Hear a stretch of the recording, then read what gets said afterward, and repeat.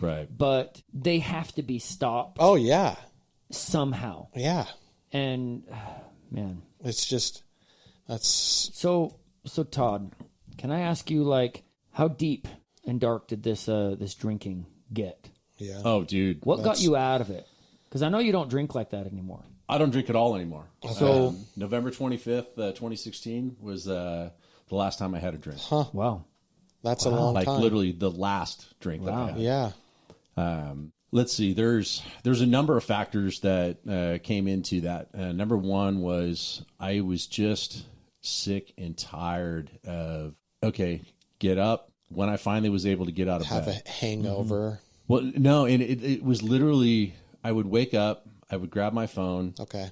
And I'd sit there and just scroll through, doing the mind numbing, just nothing, literally nothing. Yeah. And I called it looking at my emails. That was BS. Yeah. That was just me not wanting to get out of bed. Yeah. And then I would literally, it would get to the point where, you know how you've got to pee so bad that sitting up is going to hurt. Yeah. It would literally go to that point. So you're fine, I'll get up. Yeah, fine. Okay, I'm going to get up. And that was literally my day. And then I'd go through and be like, it's only 11. Can't really have a drink right now. And I tried to make it so that I wouldn't drink before noon. Okay. And that's... Yeah.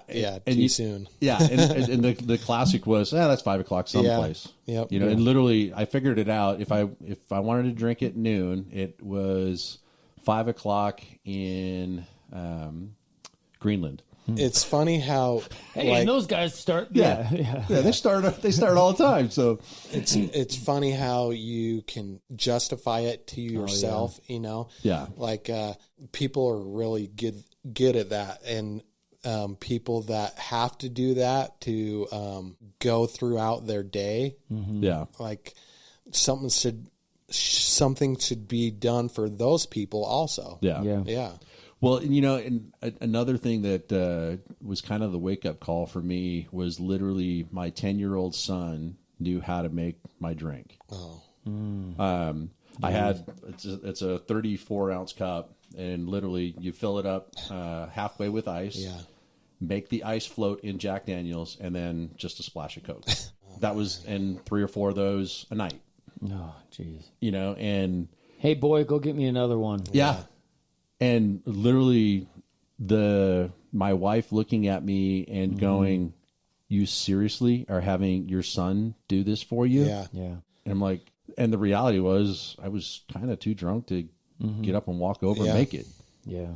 So it was like, okay, this has got to stop. So this was towards the end of when did your career end? I was forced to retire in 2015. April 8th. Injuries, right? Yeah, from injuries. Okay. April 8th, 2015, I went to the doc, and the doc literally just I was in front of him for less than 2 minutes. He goes, okay, grab this. And he goes, you're done. Yeah. Your career's over. So it was a medical retirement. Yeah. In 2012, I was involved in arresting an armed robbery suspect where I literally lost the use of 3 fingers on my left hand. At date of injury, my right hand was 178 pounds of grip strength. The worst it got with my right hand was 5 pounds. Oh, my gosh. Wow. However, they initially classified it as a sprain. Yeah. And I did my 6 weeks. It tortured me because, the guys are out, my team's out just killing it, just putting, good criminals to in prison and everything else. It's like, I got to be with my team. I got to be with my team. I got to be with my team. And that was that was always my drive. Right. So I did my 6 weeks and said, okay, yeah, I'm good. And I totally faked out. I went and got an ER doc to sign off to get me to go back to work. Yeah. Oh, yeah, of course. And just, I did was everything I could to try and make my grip is getting better and everything else. In reality, it was not. It was actually decreasing, and luckily she didn't have all my medical files and everything else. So they allowed me to go back to work. So I was still working and everything else. one day my wife looks at me and she goes, "What's wrong with your hand?" Yeah. And literally I picked up my coffee mug and my hand would shake back and forth. She's like, "What is going on with your hand?" And I go, "It just shakes. It's, it's just my hand injury. It's healing." Yeah. And trying to justify her. And she's like, "You can't be at work and doing what you're doing." Yeah. And I go, I got teammates and everything else. I'm just a team leader. No big deal. The chances of me getting involved, to be personally involved with it, it's no big deal. And she's like, "No, we got to do something different." Well, it's funny, like with my issues, mobility issues, I find it translates itself into like a mental health aspect. Sure. Like for me, I'm not saying for you, but I find myself like that's really depressing. Yeah. And that's just, I don't know, it's super hard to deal with. Yeah. Well, it's funny because the emotional part of all that, when my wife said that to me, the reality really set in that, hey, look, I'm jeopardizing my teammates. I'm jeopardizing my own life, which is going to be the livelihood of my family. Yeah. And to cope with it, I'm on top of it. I'm drinking every night. Yeah. I'm doing, and then anti-inflammatories and everything else, dude. Taking tons of stuff. Your liver's probably been trash. Dude, it was screaming. Take it out, beat it with a sledgehammer. Exactly. Yeah. It's just crazy how that all worked out. We finally, I think it was 2013, late 2013. The doc goes, "Hey, look, I can fix your hand so your fingers will actually work." And I'm like, "Okay, cool. Let's make that happen." And he did an absolutely amazing job. Yeah. I was very fortunate with my police department. We could choose any doc that we wanted, and because I was in the Bay Area, the San Francisco 49ers, dude. Oh, really? Oh, yeah. So you went to I went to their doc. Sweet. And he did what they call a Tommy John surgery on my fingers, and actually got them so I have full motion of my fingers, but every once in a while they just don't do what they're supposed to. That's crazy. Yeah, but I've seen you shoot a gun. I mean, like, there's no shake. The accuracy isn't flawless. Man. This guy is like, you would never think you ever had a hand injury at all. Oh, it's funny because knowing my background and knowing my history and everything else, I can shoot right-handed, no problem. But then there's days where I'll look at my staff and I'll go, "Dude, I can't do it left-handed today." Yeah. And they've all been briefed, so they know, hey, sure, I got to step up and do the demos for support hand. Yep. Which it's funny because it comes and goes, and it's just one of those things that now I've learned to cope with it. I'm not happy about it in any way, shape, or form. Sure. But, it's one of those things where I've gotten to the mental part of, okay, I am past this now. It's just part of my life. Yeah. This is how it's going to be. Yeah. There's a bunch of supplements that I'm taking that are holistic and everything that make everything that much better. Sure. Natural anti-inflammatory stuff. Dude, and the worst I got, let's see, I was doing 1,200 milligrams of Celebrex a day. Oh, my gosh. Dude, it was brutal. It was so brutal. Just to even get by. Yeah. And I was still in pain. And, how did you come back from this? Initially, it started out just stop drinking. Yeah. And then... And that helped your... That helped mobility? With the depression stuff. Okay. And it's funny because the depression was worse with the drinking. Yeah. And as soon as I got away from that, I was like, hey, wow, alcohol's a depressant. Really? Hey, You'd think the wow, narc would know actually this. feel good. Right. Yeah. But as soon as I decided, okay, this is it, I'm done. Yeah. I'm just gonna stop cold turkey. And my teammates were like, who are you? Yeah. You're not. Who's this guy? Yeah, who's this guy? Like literally the first time I sat down with him and they're like, well, dude, here's your drink. No, I'm not drinking. What, you mean tonight?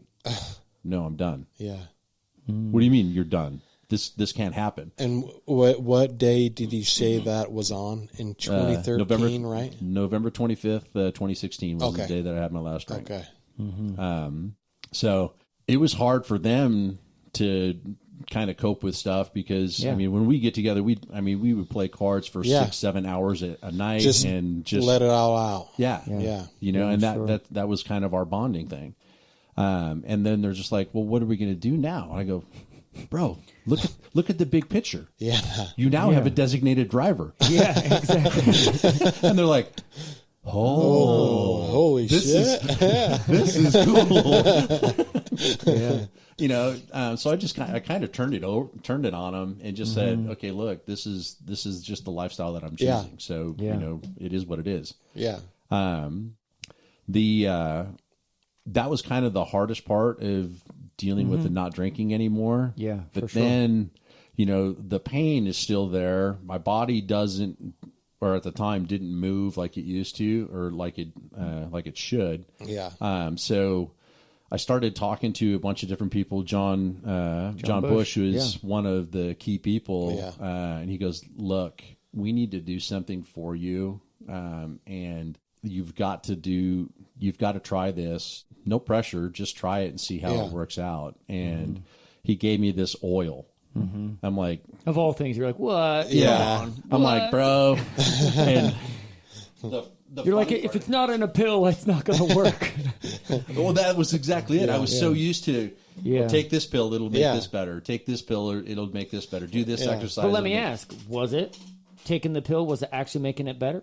No, it was making it worse. Yeah. Exactly. It's taking the edge off, but then the rest of your body is feeling the side effects from taking those pills, and especially like pain pills. Oh, dude. Oh, they're destroying your organs. Yeah. Yeah.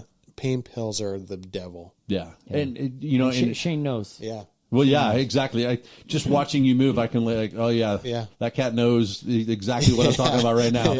Yep. You know, and it's funny because he first handed it to me. I'm like, dude, this sounds a lot like CBD. You know what I used to do for a living. I'm not doing CBD. I'm not playing that game. There's THC in CBD. They can't control it.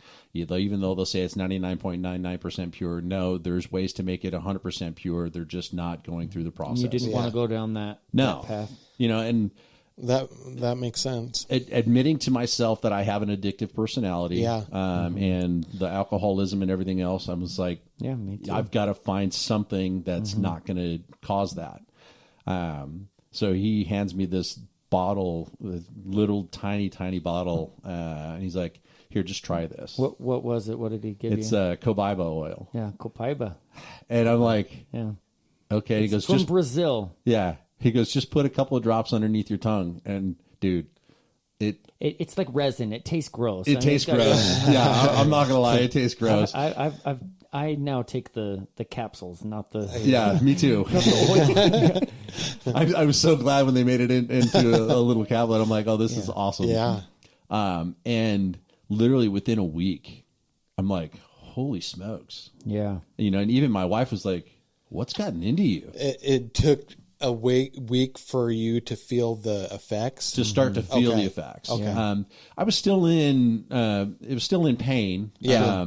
But the movement and the agility started to make me go, hey, well, wait a minute, there is something here. And then just literally, I mean, to give everybody kind of a quick rundown, both my ankles are jacked up from work. Both my knees are jacked up from work. Both knees have been rebuilt.